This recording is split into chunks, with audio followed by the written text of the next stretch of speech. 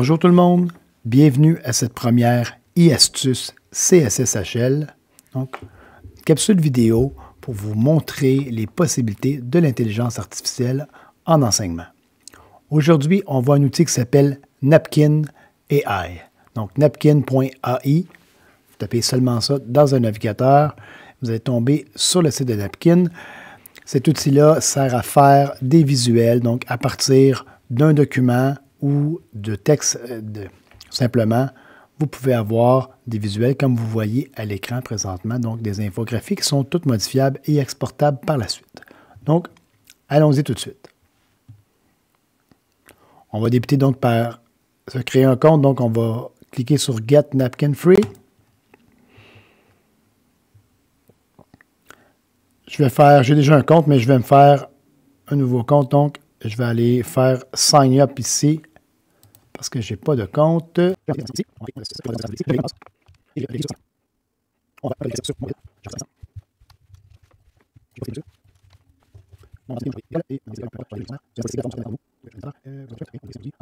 vais aller, OK, on va aller là.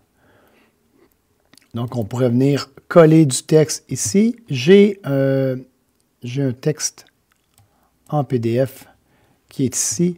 Donc, au niveau des réalités autochtones, c'est la structure de gouvernance et des lois. Donc, je vais venir chercher le texte et le titre qui sont de façon séparée. Je vais venir coller ça ici dans Napkin. Je vais maintenant venir ajouter mon titre pour être certain d'avoir toutes les informations. Lorsque ce que j'ai mis comme information me convient, je vais utiliser le bouton d'éclair ici. Donc, c'est marqué de générer le visuel, donc générer l'infographie.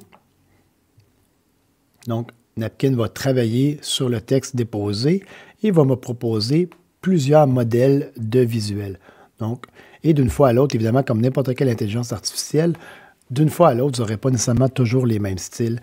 Parfois, on va même aller avec votre sujet. Donc, par exemple, dans un autre test, j'avais des fleurs qui étaient proposées, donc différentes fleurs qui étaient proposées pour les visuels. Donc, on voit celui-ci peut être intéressant. Et donc, vous pouvez choisir. Vous avez même le bouton More pour aller en chercher un petit peu plus.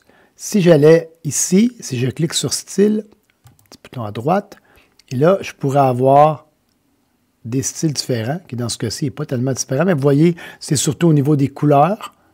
Et j'en ai pris un qui était déjà en noir et blanc, donc ça ne fait pas une grosse différence, mais si je reviens, donc mon bouton Back me permet de revenir. Par exemple, si je reviens à celui-ci à la place, vous voyez que dans les styles, je peux avoir au niveau des couleurs, au niveau de ce qui est utilisé, là, ça peut être plus intéressant pour les choix. Une fois choisi, évidemment, je vais m'assurer de valider que tout ce qui est là-dedans est conforme. S'il y a du texte en dessous, je lis le texte pour m'assurer que c'est conforme au document que j'ai placé à l'intérieur. Et maintenant, tout ce qui est là est modifiable. Donc, je pourrais venir changer les titres. Et je pourrais venir les déplacer. Je pourrais venir bouger les visuels qui sont là. Comme je vous dirais, là, le plus simple, pas le plus simple, mais le plus complexe, c'est probablement de venir ajouter des titres. Ajouter du texte, c'est un peu plus complexe parce qu'évidemment, le visuel a été bâti dans ce cas-ci pour 6 titres. Si je veux en avoir un 7e, mais c'est un peu plus complexe. Donc, vous voyez, tout est modifiable ici. Je peux ajouter des zones. Donc, j'ai vraiment plein de modifications possibles. Et lorsque j'ai terminé, j'ai le bouton d'exportation ici, la flèche vers le bas, en haut de mon infographie. Et je pourrais, par exemple, sauvegarder en PNG. PNG est un format image. On me dit, le logo Napkin, il est pas mal obligatoire parce qu'on est dans une version payante, gratuite présentement.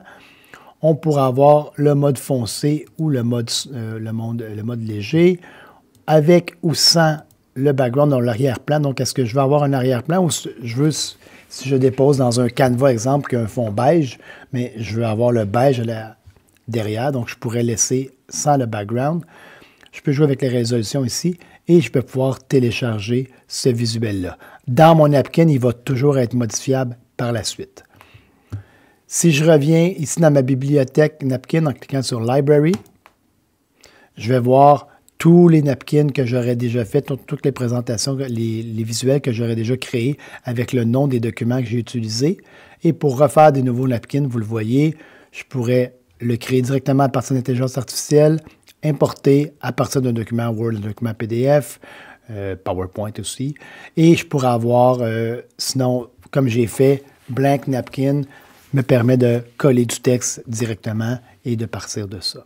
Donc, Napkin AI, outil très simple à travailler, permet d'avoir des visuels un peu différents et pas avoir besoin de toutes les bâtir, par exemple dans Canva. On pourrait faire ça dans Canva, mais il y a vraiment du temps à mettre là-dedans. Napkin AI, quelques minutes, on vérifie le tout et on a des beaux visuels. C'était votre premier e-astuce CSSHL. Bonne journée!